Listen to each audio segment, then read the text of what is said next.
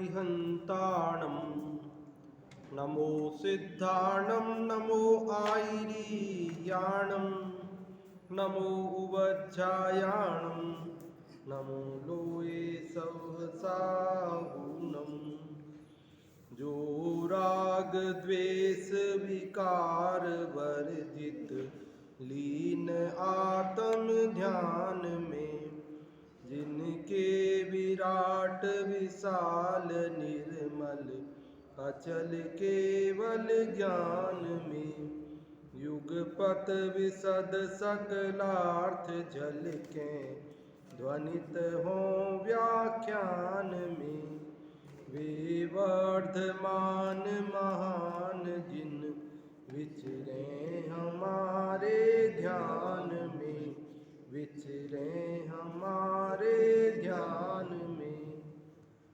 यह पद्मनंदी पंचविंशति का नामक ग्रंथराज है और इसका पहला अधिकार धर्मोपदेशामृत नाम का अपन पढ़ रहे हैं। आज से लगभग 1000 साल पहले पद्मनंदी देव ने यह अपने कर कमलों से लिखा है। इसमें 198 श्लोक है। कितने? और उन 198 श्लोकों में से हम 195 पढ़ चुके हैं। केवल 3 श्लोक बाकी हैं और आज 196वां अपन प्रारंभ करते हैं। देखते हैं क्या कह रहे आचार्य देव। पिछले लगभग 15-20 श्लोकों से धर्म की महिमा बताई जा रही है और ये कहा जा रहा है कि धर्म से इहलोक सुख भी मिलता है और भव का अभाव भी होता है, परभव भी सुधरता है। इसलिए आपको जो भी कुछ चाहिए हो, इहलोक सुख चाहिए हो, परभव सुधारना हो, भव का अभाव करना हो, तो आप धर्म की आराधना करो। आप धर्म की आराधना नहीं करके यदि पाप करते हैं तो इहलोक भी बिगड़ता है, परभव भी बिगड़ता है और भव का अभाव भी नहीं होता है। तो यदि अपने को ये भव बिगाड़ना हो, अगला भव बिगाड़ना हो और भव का अभाव नहीं करना हो, अनंत भव करना हो, तो पाप करो। ये बिल्कुल स्पष्ट बात सामने बताई जा रही है। और इसमें भी 196 में भी धर्म के संदर्भ में ही महिमा की बात ही समझ लो आप। देखो पढ़ते हैं। आस्तामस्य विधानतः पथि गति धर्मस्य वार्ता पीयैः श्रुत्वा चेतसि धार्यते त्रिभुवने तेषां न का संपदः दूरे सज्जलपान मज्जन सुखम शीतै सरो मारुतै प्राप्तं पद्मरजः सुगन्धिभिरपि श्रान्तं जनम मोदयेत्। क्या कह रहे हैं पद्मनंदी देव? आस्ताम, आस्ताम मतलब रहो, दूर रहो, ये भाव है। आस्ताम मतलब रहने दो, दूर ही रहने दो। किसको? किसको दूर रहने दो? तो कहते अस्य, अस्य मतलब इसका, किसका? धर्म का। विधानतः मतलब विधि पूर्वक, विधानतः मतलब विधि पूर्वक, पथि मतलब पथ में, मतलब धर्म पथ में, धर्म मार्ग में गति गमन। इस धर्म मार्ग में गमन तो दूर ही रहने दो। दूर ही रहने दो मतलब नहीं जाना क्या धर्म पथ में? तो कह रहे धर्म की आराधना करने से क्या क्या होता है वो अभी बताया ना। तो ये कह रहे कोई मान लो व्यक्ति धर्म के पथ में चलेगा तब तो ये सब होगा जो अभी बताया है। लेकिन कोई व्यक्ति मान लो धर्म के पथ में नहीं चले तो चलेगा तब होगा नहीं ये सब। तो अब कोई धर्म पथ में नहीं चले, धर्म को धारण न करे, धर्म को अपने जीवन में न उतारे, धर्म की आराधना न करे, तो कह रहे अब उसकी बात, उसको दूर रहने दो, वो बात को अभी एक बार साइड में रख दो। उस बात को अभी, उसकी बात तो अपन कर चुके हैं कि धर्म की आराधना करने वाले को क्या क्या मिलता है। लेकिन मान लो कोई व्यक्ति धर्म की आराधना न करे, लेकिन धर्मस्य वार्ता भी यही श्रुत्वा, क्या कहा बोले धर्म के पथ में विधि पूर्वक गमन ना करे, वो तो कोई बात नहीं, अब ठीक है नहीं कर रहा है। इस प्रश्न का उत्तर है, लोग ये कहते हैं केवल सुनते हैं, जीवन में तो पालते नहीं है। जीवन में पालेंगे नहीं तो क्या, कैसे सुखी होंगे? केवल सुनने से क्या होएगा? धर्म का पालन करो भैया, तब जाकर के होगा। कि वो तो सही है, होगा तब होगा, ये तो बात सही है, वो बात गलत नहीं है। पर कोई सुन रहा है तो भी कितना लाभ होना है वो बता रहे हैं। देख लो, 1000 साल पहले लिख के गए शब्द, कोई शब्द का अर्थ आपको नहीं समझ में आए तो आप बोलो बिल्कुल वो का वो जो शब्द है अपन मूल आचार्य का शब्द है उससे बात कर रहे हैं। क्या कह रहे? आस्ताम। आस्ताम मतलब दूर रहने दो। क्या दूर रहने दो? अस्य पथि विधानतः गति। अस्य पथि, इसके मार्ग में, इसके पथ में, किसके पथ में? धर्म के पथ में। विधानतः गति, विधि पूर्वक गमन। विधानतः मतलब विधि पूर्वक, गति मतलब गमन। धर्म मार्ग में विधि पूर्वक गमन तो दूर ही रहो, उसकी बात तो अभी जाने दो। लेकिन धर्मस्य वार्ता भी, धर्म की बात भी, धर्मस्य वार्ता भी मतलब धर्म की बात भी, यही मतलब जिन लोगों के द्वारा, यही मतलब जिनके द्वारा, बहुवचन है, जिन लोगों के द्वारा श्रुत्वा, श्रुत्वा मतलब सुनकर, चेतसी धार्यते, चित्त में धारण की जाती है, मन में धारण की जाती है। कई लोग कहते हैं वो याद करने से क्या होता है? याद करने से क्या होता है? जीवन में अपनाए तो बात है, पालन करे तो बात है, सुन लिया याद कर लिया उससे क्या है? अरे भैया कुछ बेकार नहीं जाता है।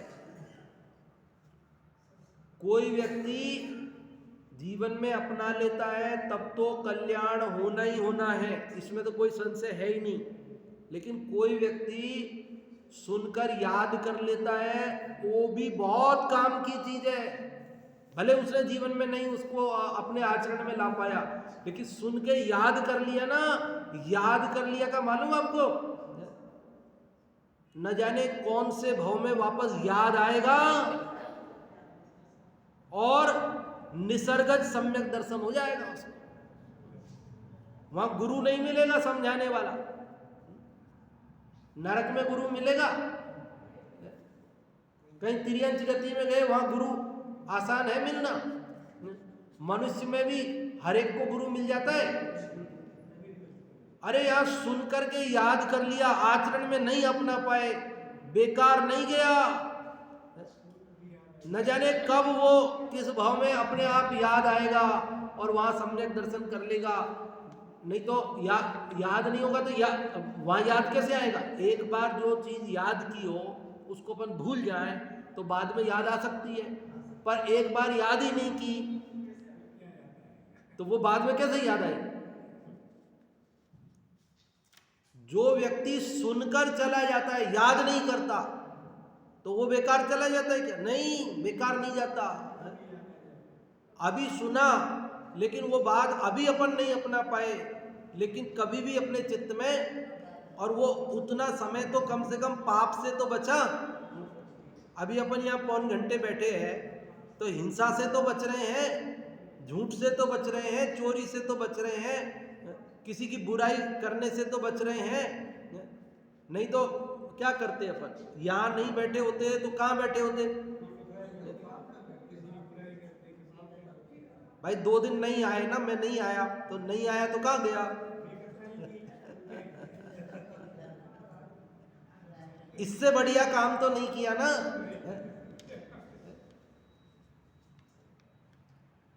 इसका बहुत लाभ है, बेकार नहीं जाता ये। समझ में आती है बात? इसलिए जो लोग ये कहते हैं ना कि भाई केवल सुनने से क्या होता है, केवल याद करने से क्या होता है, केवल आचरण, भ्रमित नहीं होना। आगे बढ़ने की शिक्षा लेना बेकार नहीं है, उनकी बात बेकार नहीं है, वो गलत नहीं कह रहे, बात उनकी सही है। आगे बढ़ने की शिक्षा लेना, संतुष्ट मत होना कि सुन लिया बस, पंडित जी ने कहा साहब उसका भी लाभ है इसलिए बस अब ठीक है, संतुष्ट मत होना। अरे भाई वो जीवन में आएगा तभी लाभ होगा, इसलिए उसको, उसकी आलोचना को आलोचना, ये तो वैसे ही आलोचना करता है ऐसा मत समझना। वो हमारे को आगे बढ़ने की शिक्षा देता है, प्रेरणा देता है, और आगे बढ़ने की शिक्षा लेना, प्रेरणा लेना, उस बात को बेकार मत समझना। लेकिन यदि हम जीवन में ना अपना पा रहे हो तो सुनना बंद मत करना।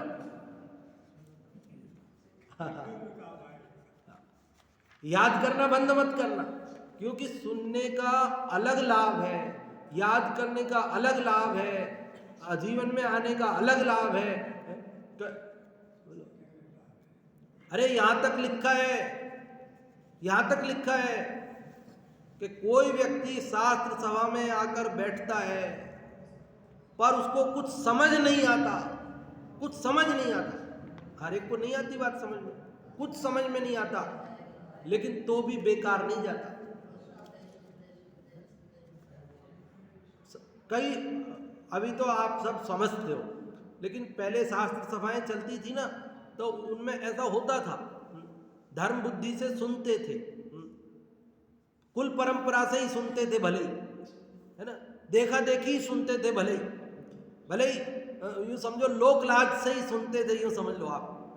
वह अपन जैन है, अपन नहीं जाएंगे तो अच्छा नहीं लगेगा, अपन इस मंदिर के अध्यक्ष है, अपन मंत्री है, अपन ट्रस्टी है, अपन नहीं जाए तो अच्छा नहीं लगेगा, और मतलब नाना अपेक्षाओं से, किसी भी अपेक्षा से सुनता है, लेकिन सर्वथा बेकार नहीं जाता। क्या कहा?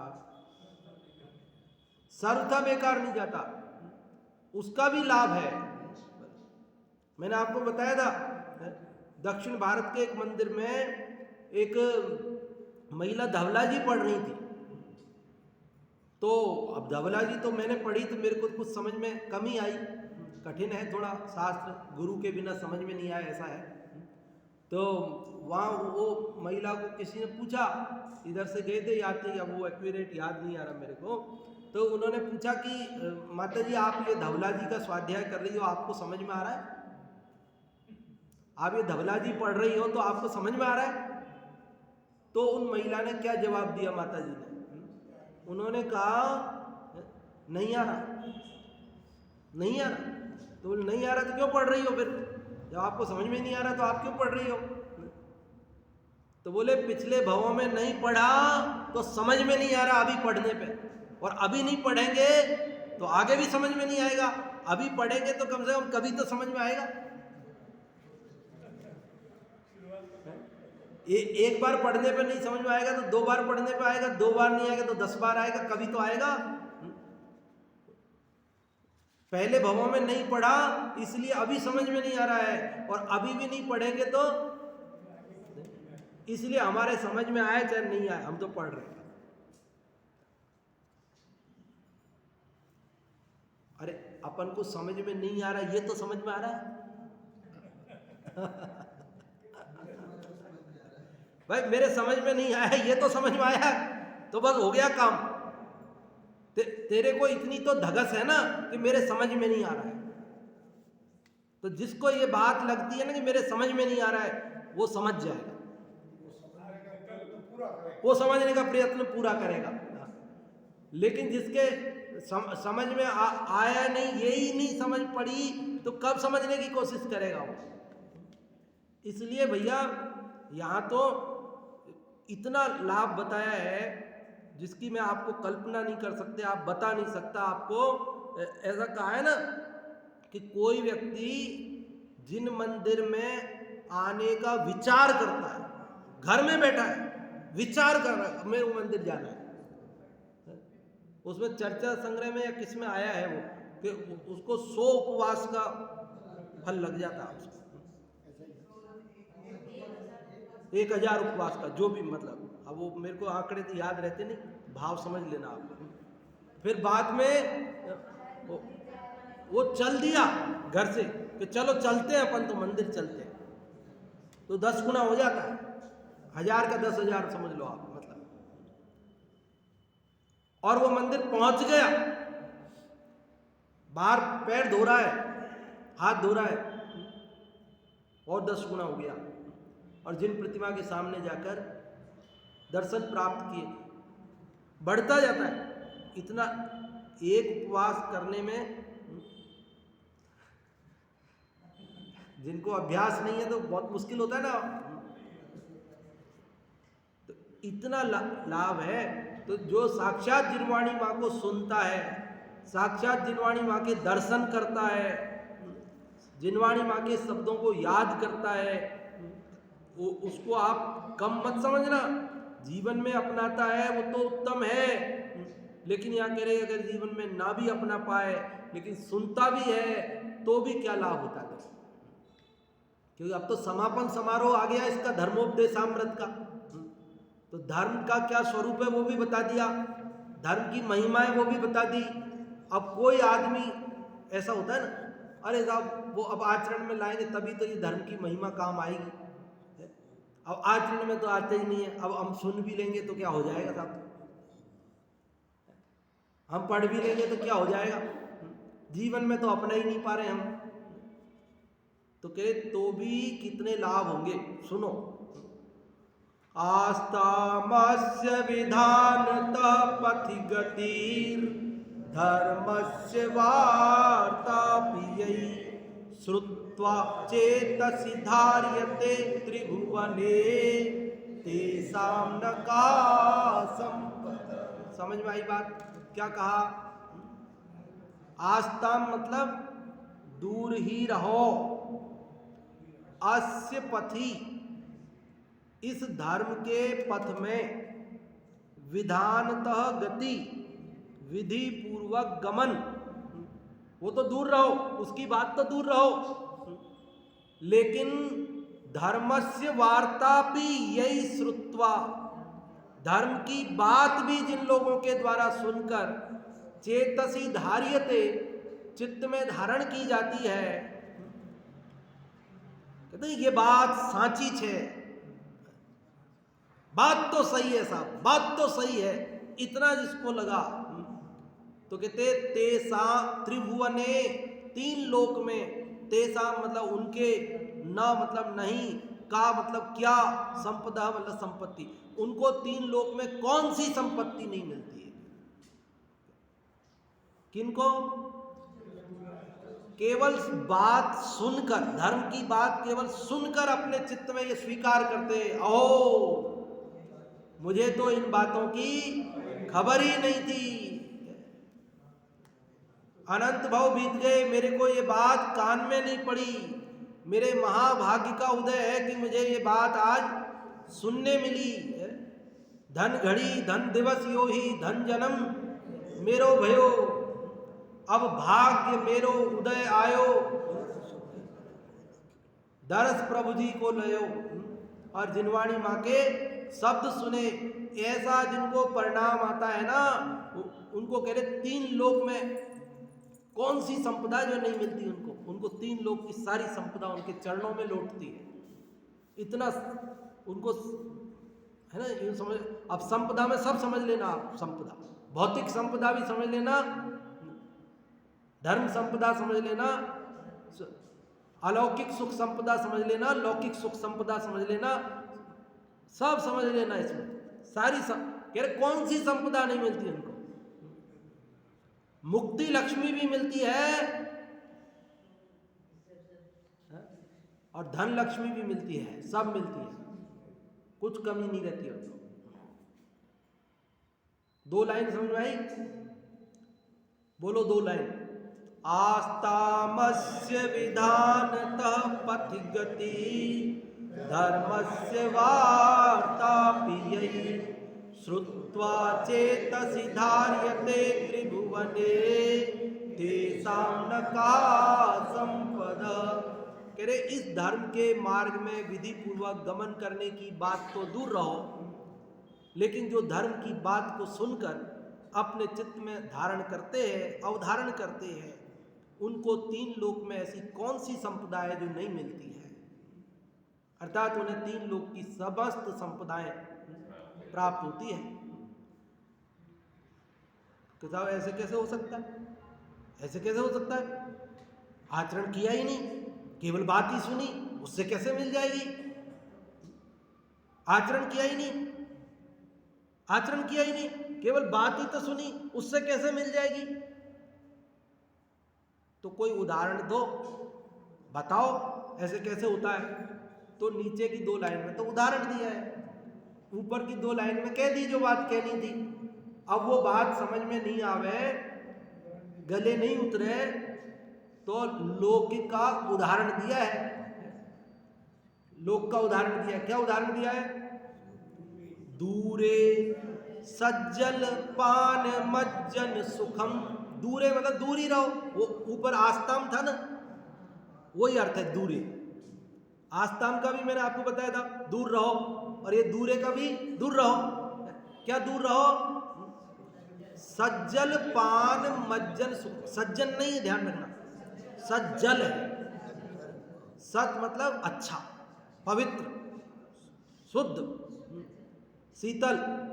जल के पान करने से, जल पी, अच्छा पानी, बढ़िया मीठा ठंडा पानी पीने से, और मज्जन, मज्जन मतलब नहाने से, डूबने, उसमें डुबकी लगाते हैं ना, बढ़िया एकदम शीतल शांत सरोवर है और उसमें स्नान कर लिया, उसमें डुबकी लगा दी,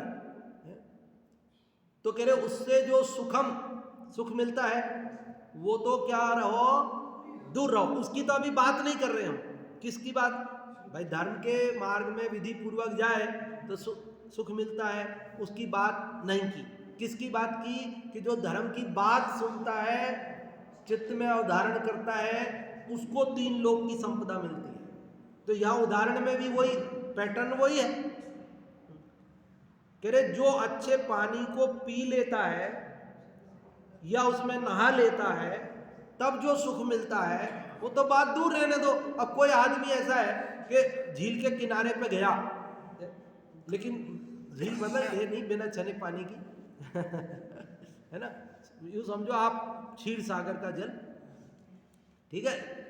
अब वो गया वहाँ किनारे पर, उसने वहाँ का पानी पिया भी नहीं और उसमें नहाया भी नहीं। तो कोई कहेगा साहब नहाया ही नहीं, पिया ही नहीं, फिर काय का सुख उसको?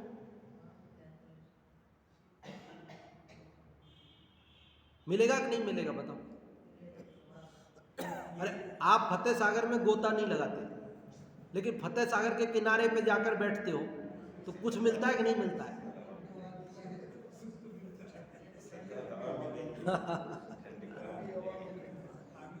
अरे लोग जाते हैं फतेह सागर में नहाते हैं, दूध तलाई में नहाते हैं, लोग जाते हैं पिछोला में नहाते हैं, डुबकी लगाते हैं, तैरते हैं, लेकिन हम ना तो उसमें पानी में उतरे, ना तो हमने पैर धोए, ना तो हाथ धोए, ना तो हम नहाए, हमने कुछ नहीं किया। हम तो बस उस झील के किनारे पे गए, तो कुछ मिलता है कि नहीं मिलता है?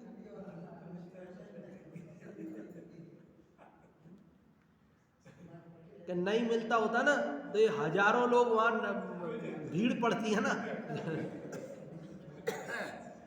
क्या कहने, देखो दूरे सज्जल पान मज्जन सुखम। कह रहे अच्छे जल में, अच्छे जलाशय में, सरोवर में पानी पीने, अनछना पानी पीने की बात नहीं है ना, समझना। तो पीने या उसमें डुबकी लगाने का सुख तो दूर रहो, उसकी बात तो दूर रहो, लेकिन उसके किनारे पे जाने वालों को क्या होता है? शीतई, शीतल, सरो मारुतई, सरोवर की जो मारुत मतलब हवा, मारुति नंदन बोलते हैं ना, पवन पुत्र हनुमान। मारुत का मतलब क्या होता है? हवा। तो शीत मतलब शीतल, सरोवर की जो झील की पानी को छूकर जो हवा आ रही है, ऐसी शीतल जो सरोवर की हवा है, उस हवा से और जो सरोवर में कमल खिल रहे हैं ना, उन कमलों का जो पद्म रज, पद्म मतलब कमल, उनके जो पराग रज, उनसे सुगंधी जो वायु है, अपि भी श्रांतम जन्म मोदियेत, श्रांत मतलब थके हुए परेशान व्यक्ति के, जन मतलब व्यक्ति के, मोदियेत उसको भी प्रसन्न कर देती है। कोई व्यक्ति का मन उदास हो, कोई व्यक्ति का मन परेशान हो, थका हुआ हो, लेकिन वो भी जब झील के किनारे पे जाता है और वहाँ की जो ठंडी और वहाँ के सुगंधित जो हवा है वो लगती है, तो उसकी सारी थकान दूर हो जाती है और उसका चित्त प्रसन्न हो जाता है। अपन भी तो दिन भर टेंशन में, व्यापार की, धंधे की, दुकान की, नौकरी की, घर की, गृहस्थी की, बच्चों की, और जब यहाँ आते हैं तब सब भूल जाते हैं कि नहीं भूल जाते? भले यहाँ जाके वापस वो रामायण शुरू हो जाए, पर यहाँ तो शांति तो मिलती है कि नहीं मिलती है? अभी जो हमारे चेहरे पर आपको प्रसन्नता नजर आ रही है, जो उत्साह नजर आ रहा है, ये दिन भर नहीं रहता है। ये हर समय नहीं रहता है, ये यहीं रहता है। ये प्रसन्नता और ये जो उत्साह है ये यहीं रहता है। क्यों? क्योंकि ये जिनवाणी माँ का प्रताप है। इसके सुनने, इन शब्दों के सुनने मात्र का है ये। समझ में आ रही बात भैया? वो हर चीज का ऐसा प्रभाव है। वो आप लोगों ने सुनी होगी बचपन में कहानी एक, कि वो बच्चे थे, खेलते थे, बच्चे खेलते थे, और वहाँ एक ऊंचा सा टीला था, तो उस टीले पे जाकर के एक बच्चा बैठ जाता था, वो न्यायाधीश बनता था, जज बनता था, और दो बच्चे जो है झगड़ते हुए आते थे न्याय कराने के लिए। तो वो जब टीले पे बैठता तो एकदम सही बात, सही न्याय कर देता। वो तो मनगढ़ंत, एक झूठ बोलता एक सच बोलता, झगड़ा करके आते, पर न्याय खेलते थे, कोर्ट खेलते थे बच्चे। तो वो टीले पे जो भी बैठता था, अब दूसरे का नंबर आता, अब वो झगड़ने वाला जज बन के बैठेगा, ये बच्चे जो जाएंगे, वो जज बना था वो वापस झगड़ने वाले में आएगा, पर वो जो वहां बैठता था वो सही न्याय कर देता। तो लोगों ने कहा कि ये क्या चक्कर है, तो इसको कैसे पता पड़ जाती है सही बात, कैसे बता देता है? तो गांव में भी किसी के झगड़ा होता ना, बड़े बड़े लोगों के, तो वो भी वहां टीले पे वो बच्चा बैठता था और उसके पास आके न्याय कराते, और वो सही न्याय करते। ये कहता साहब ये गाय मेरी है, और वो कह रहा साहब ये जबरदस्ती अपनी कह रहा है, ये तो मेरी है, और वो बता देता कि ये इसकी है, सही न्याय करता था। तो लोगों ने कहा कि ये चक्कर क्या है? और वो बच्चा जब टीले से उतरता तब नहीं बता पाता, और टीले पे बैठता बता देता। तो लोगों ने कहा इस टीले का रहस्य खोदो, इस टीले को क्या चक्कर है इसमें? खोदा तो अंदर उसमें विक्रमादित्य का सिंहासन मिला। विक्रमादित्य जो न्याय प्रिय राजा हुए हैं इतिहास में, उनका सिंहासन था वहां नीचे। तो विक्रमादित्य के सिंहासन पे जो बैठेगा वो तो न्याय ही करेगा, वो अन्याय कैसे कर सकता है?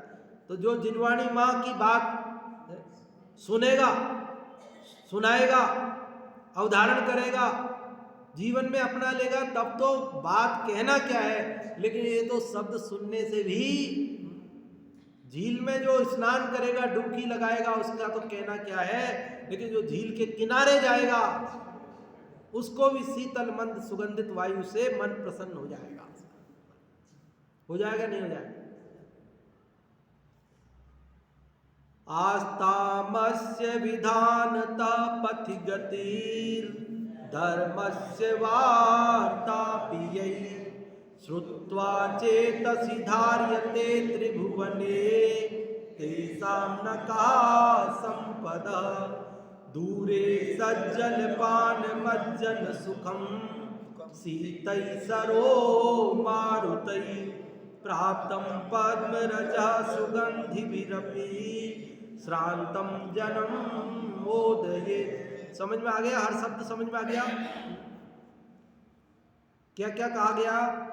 कि धर्म के मार्ग में विधि पूर्वक गमन करना तो दूर रहो, लेकिन जो लोग धर्म की बात को सुनकर चित्त में धारण भी करते हैं, उनको तीन लोक की ऐसी कौन सी संपदा है जो प्राप्त नहीं होती। जिस प्रकार अच्छे पानी में को जो पीते हैं या उसमें डुबकी लगाते हैं, नहाते हैं, उनका सुख तो दूर ही रहो, लेकिन जो झील के किनारे पर भी जाते हैं, उस पानी के किनारे पर भी जाते हैं, उनको वहाँ की शीतल जो सरोवर की हवा है और सरोवर के अंदर कमल जो खिल रहे हैं उनकी सुगंधित हवा है, उससे थके हुए व्यक्तियों को भी प्रसन्न कर देती है, उनकी थकान को दूर कर देती है।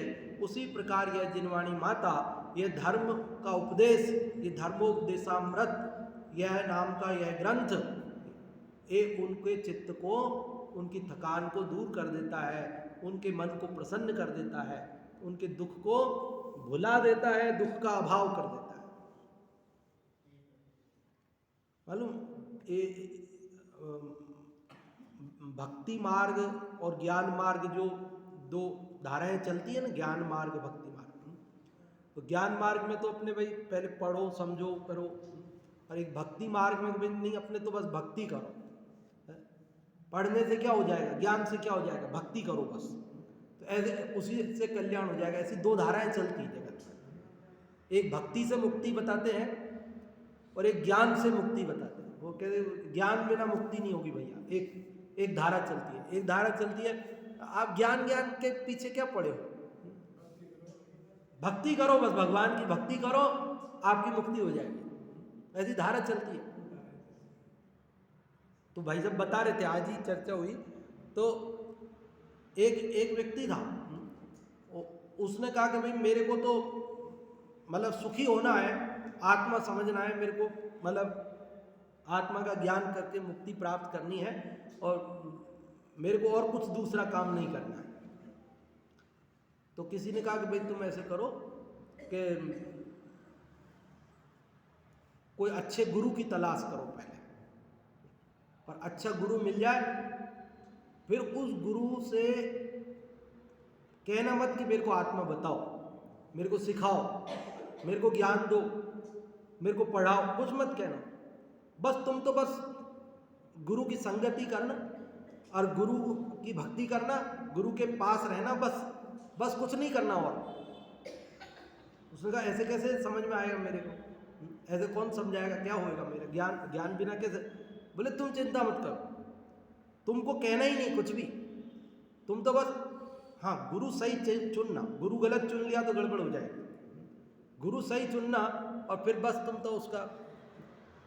तो वो व्यक्ति गया, सतगुरु उसको मिल गए, और सतगुरु के पास जाकर उसने 2 साल हो गए, कभी ये नहीं कहा मुझे पढ़ाओ, वह उनकी संगति में रहता, उनके साथ रहता, उनके, और रहते रहते उसको इतना ज्ञान मिल गया कि उसको सही बात समझ में आ गई। अब आप कहेंगे ऐसे कैसे हो गया, उसने पढ़ाया, उन्होंने पढ़ाया नहीं, इसने पढ़ा नहीं, ऐसे कैसे समझ में आ गया? अरे गुरु तो हमेशा ही ज्ञान में डूबे रहते हैं ना। अब वो तो भक्ति पूर्वक उनके पास रहता था, श्रद्धा भाव से उनका आदर करता था, तो हर गतिविधि उनकी और उनकी हर बात तो कोई गद्दी पे बैठते तभी थोड़ी समझाते हैं वो तो चलते फिरते भी तो। अब ये कुछ गड़बड़ चलेगा तो वही ऐसे नहीं, वो कुछ खाएगा तो बोले ये नहीं, ये खाने योग्य नहीं, तो हो गई ना शिक्षा। तो सारी शिक्षा उसको मिलती है कि नहीं मिलती है?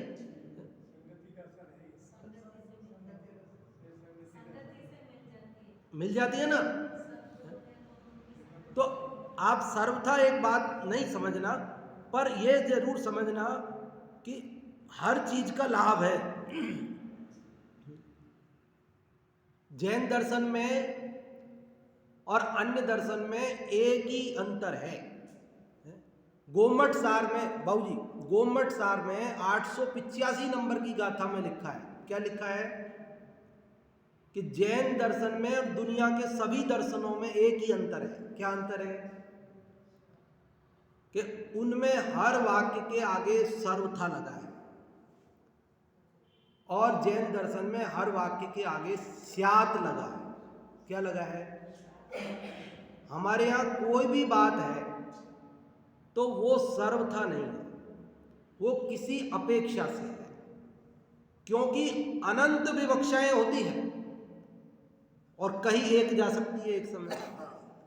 तो जब एक विवक्षा से बात कही जा रही है तो उस समय बाकी अनंत विवक्षाएं गौण हैं, उनका अभाव नहीं हुआ है, तब तो जैन दर्शन है। ये बात समझे तो। और अगर वो समझे कि बस ये सर्व था, बस बात ऐसी है, दूसरी कोई बात नहीं है, तो हो गया, अभाव हो गया, तो वो जैन दर्शन नहीं रहा फिर। ये वस्तु का स्वरूप है, अनेकांत स्याद्वाद रूप है। यहाँ कोई भी बात सर्वथा नहीं होती, यहाँ बात किसी अपेक्षा विशेष से कही जाती है और उसकी अपर अपेक्षा उसी समय उसी काल में मौजूद रहती है। वाणी की मजबूरी है कि वो कह नहीं सकते उस समय, क्योंकि दो बातें एक साथ नहीं कह सकते ना, क्रम तो पड़ेगा ही। अब दूसरी अपेक्षा है, इतनी बात समझे तब तो जैन, और दूसरी अपेक्षा नहीं है, इतना समझ जाए तो वो अजैन हो गया, जैन नहीं रहा। इतनी सी बात है। कोई भी वाक्य हो, जिनवाणी का कोई भी वाक्य हो, सर्वथा नहीं है। हर वाक्य किसी ना किसी अपेक्षा से है, उसकी अपर अपेक्षा भी मौजूद है। ये हमारे को चित्त में हमेशा ही धारण रखना चाहिए, अवधारण रखना चाहिए, ध्यान रखना चाहिए। देखो, धर्म मार्ग पर चलने की क्या बात, मात्र जो सुनकर ही धारण करते उन्हें न मिलती कौन संपदा त्रिभुवन की। दूर रहो शीतल जल पीने और नहाने को सुख भोग, कमल रजों से सुरभित शीतल वायु मात्र करती मदहोश। मैं तो बहुत आनंद आ रहा है मेरे को तो, ये इसके एक एक श्लोक पढ़ता हूँ, सुबह पढ़ता हूँ पहले, आपको पढ़ाने से पहले तो मैं तभी आनंदित हो जाता हूँ।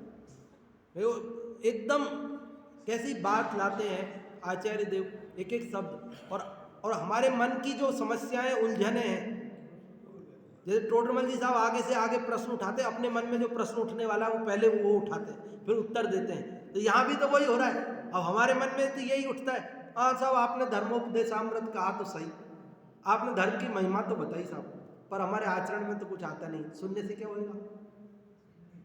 ये हमारे मन में आती है ना ये बात, उनको पता थी ये बात मन में आएगी, इसलिए उन्होंने जवाब दिया, क्या भैया आचरण में आएगी तो उत्तम बात है, उसका निषेध नहीं है, उसकी ज़रूरत नहीं है, ऐसी बात नहीं है। लेकिन अगर तू आचरण में ना भी उतार सके, लेकिन तू सुनता भी है तो भी वो बेकार जाएगी नहीं।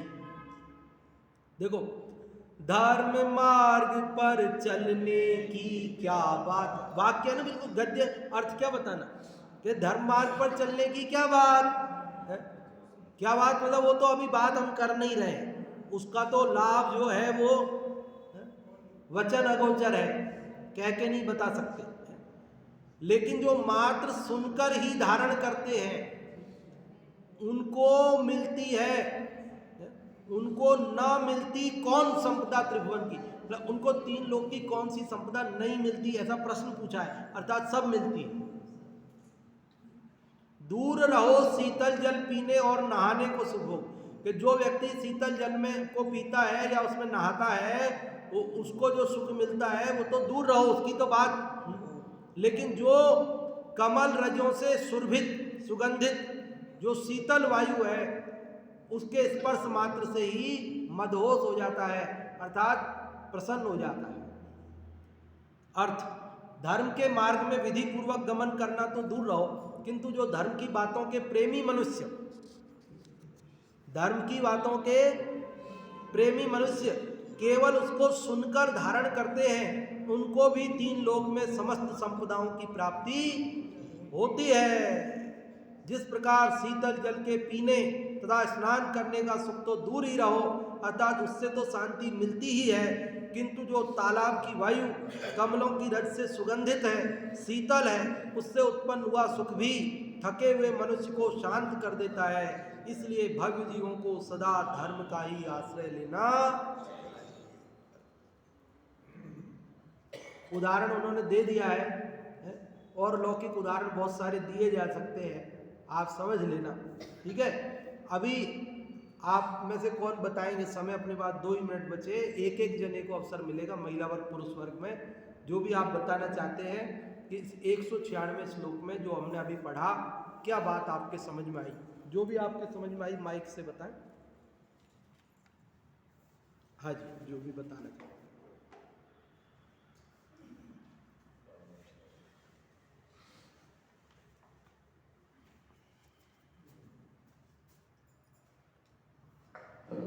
इस श्लोक में पद्मपति आचार्य धर्म केवल सुनकर ही उससे शांति प्राप्त हो जाती है ऐसा उपदेश दिया है। और वो उदाहरण से बताते हैं कि जो धर्म को खाली सुन लेता है और सुनने मात्र से ही उसको ऐसे कौन सी संपदा जो प्राप्त नहीं होती है। इसलिए उन्होंने आगे कहा है कि जैसे शीतल जल का पान करना या उसमें स्नान करना उससे तो दूर रहने की प्रेरणा और बताया है। उसकी जो उसमें जो कमल होते हैं झील में, उसकी सुगंध और उसकी हवा से ही आदमी मदोष और प्रसन्न हो जाता है। इसलिए वो कहते हैं कि भव्य जीवों को धर्म धारण अवश्य करना चाहिए। हाँ जी, बहुत बढ़िया आपने बताया। महिला वर्ग में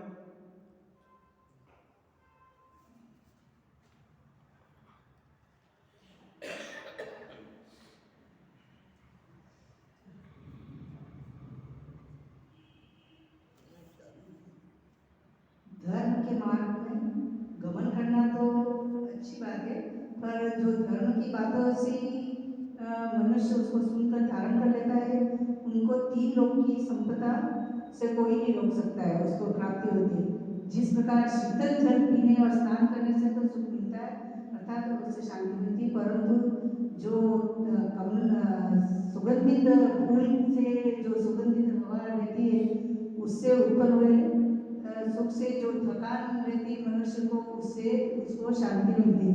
इसलिए भव्य जी धर्म का आश्रय लेना ही चाहिए। बहुत बढ़िया। अभी जिनवाणी स्तुति करते हैं, अगले श्लोक की चर्चा कल करेंगे।